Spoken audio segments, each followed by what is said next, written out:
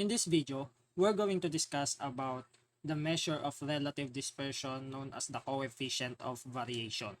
So yung coefficient of variation, that is the ratio of the standard deviation to the mean, usually expressed as percentage. So we have to multiply standard deviation over mean by 100. Okay, so yung magiging sagot natin dyan ay naka-percent. So, ano ba yung purpose ng coefficient of variation? So for example, meron tayong dalawang data na similar yung kanilang standard deviation. So let's say yung unang data, ang standard deviation niya ay 10 pounds, which is let's say standard deviation siya ng weight ng heavy objects.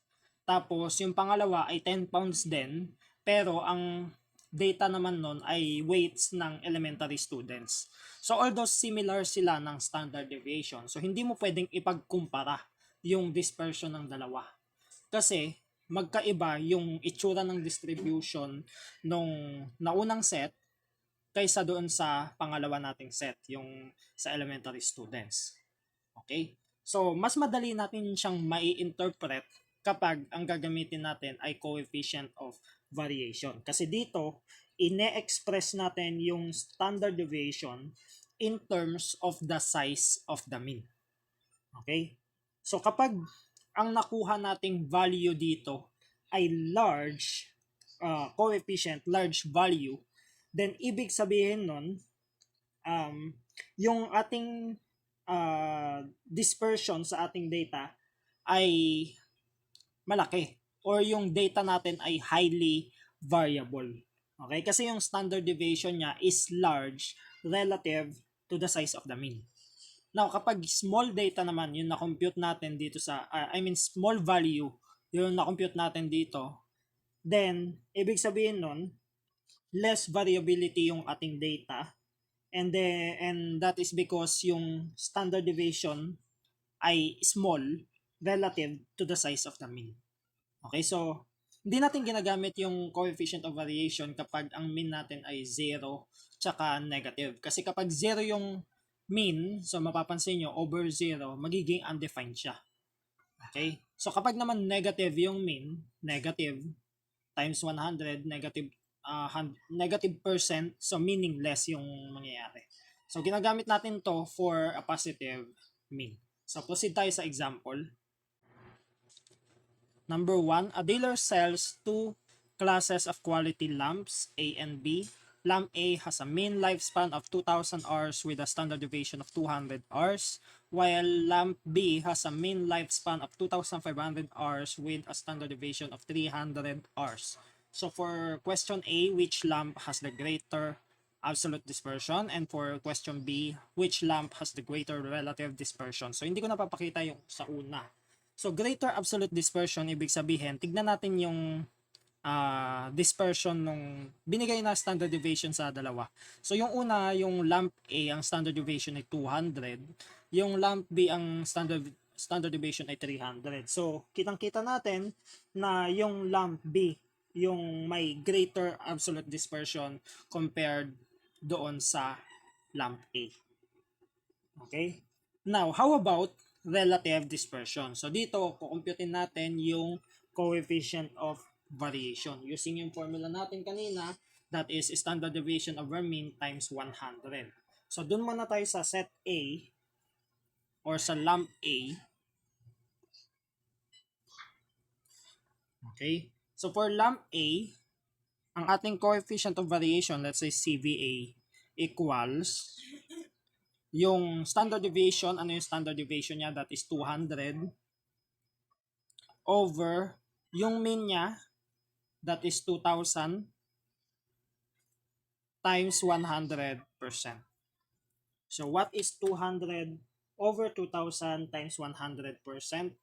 So that is 2 over 20 and 1 over 10 times 100. So that is 10%. No? So pwede kayong gumamit ng calculator.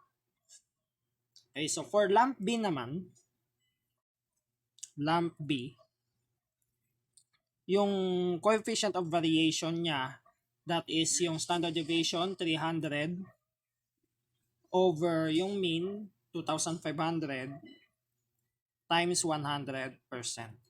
So what is 300 over 2,500 times 100? That is 12, no? 12%. So mapapansin nyo, si lump B pa rin yung may greater relative dispersion compared to lump A. Okay? For number 2, a businessman calculated the average price of variety A rice per kilo at 40 pesos with a standard deviation of 3.01 pesos for a 6-month period. For variety B rice, he recorded the following prices for the same period: 40, 38, 42, 37, 44, and 36. Then he wishes to make a comparison of the variations in the price of the two rice varieties. So for example, ikaw yung businessman, tapos merong two varieties of rice. Okay, so we have A and B. Now, gusto mong malaman kung alin sa dalawa yung mas pabago-bago yung presyo ng rice. Okay? So, ngayon, sa una, binigay na kagad yung average which is 40 pesos and standard deviation. Then, sa pangalawa, binigay lang yung prices which is 40, 38, 42, 37, 44, and 36. Okay? So, dito, ang gagawin natin, kukumputin muna natin yung mean and standard deviation nung sa pangalawa, and then gamitin natin yung coefficient of variation para makita natin kung alin sa dalawa yung mas pabago-bago yung presyo ng rice. Okay, so let's use another formula for standard deviation or variance. So let's say, let's use S squared equals summation of x squared minus n mean squared over n minus 1. Okay, so this is another formula for variance. Okay, now, hanapin muna natin yung mean. Madali lang naman yung mean. Ipag-a-add lang natin sila, tapos di-divide natin kung ilan sila. No? So yung mean natin, that is 40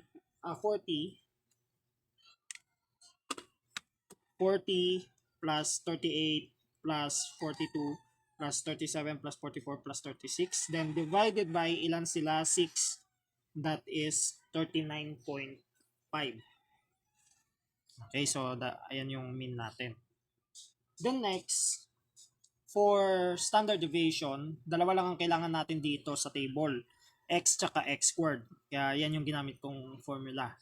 So x, isa-isay natin, 40, 38, 42, 37, 44, 36. Tapos, kunin natin yung x squared niyan. Then, ipag-a-add natin kasi sabi summation of x squared. So, ano yung sa 40? 40 squared, that is 1/6.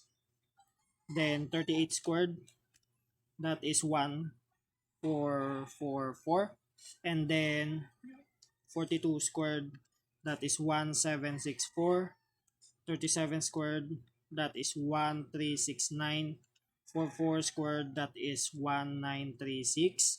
And then 36 squared, that is 1,296. And summation niyan ng x squared, that is 1,296 plus 1,936 plus 1,369 plus 1,764 plus 1,444 plus 1,600. So that will be equal to 9,409. Okay, now gamitin natin yung formula na to. So, standard deviation must be the square root kung siya yung variance. So, ito yung standard deviation, naka-square root. So, summation of x squared, that is 9,409 minus n, ilan sila? 6. Then, mean squared, that is 39.5 squared, all over n minus 1, 6 minus 1, that is 5.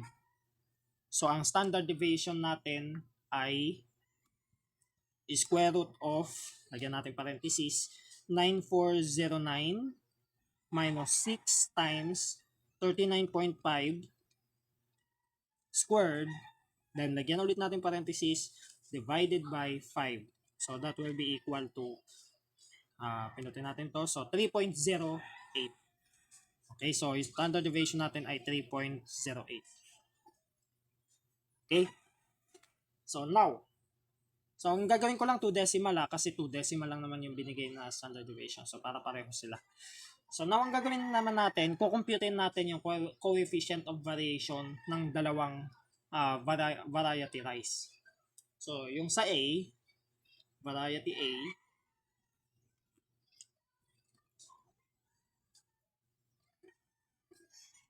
so let's say coefficient variation of A, that is 40 yung mean, 3.01 yung standard deviation, so that is 3.01 over 40 times 100. So what is 3.01 over 40 times 100? Okay, 7.525%. So next naman, yung kay variety B, CVB, that is 3.08 over 39.5 times 100. So 3.08 over 39.5 times 100. So that is 7.79 or 7.797%.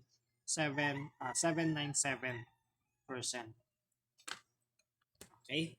So as you can see, mas malaki yung percent dito sa variety B.